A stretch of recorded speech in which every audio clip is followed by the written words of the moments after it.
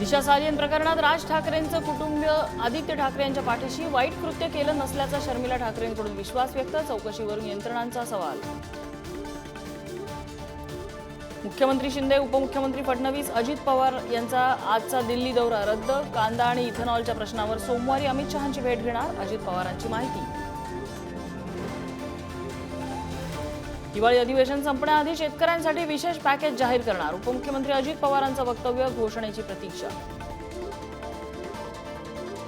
शिवसेना आमदार अपात्रतेप्रकरणी विधानसभा अध्यक्षांना 10 दिवसांची मुदतवाढ, 10 जानेवारीपर्यंत निर्णय होणार।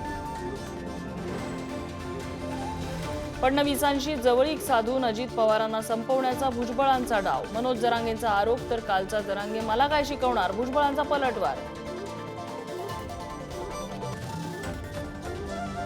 मराठा आरक्षणासाठीच्या क्युरेटिव्ह पिटिशनवरती आज सुप्रीम कोर्टात निर्णयाची शक्यता, पिटिशन दाखल करून घेणार की नाही याकडे लक्ष।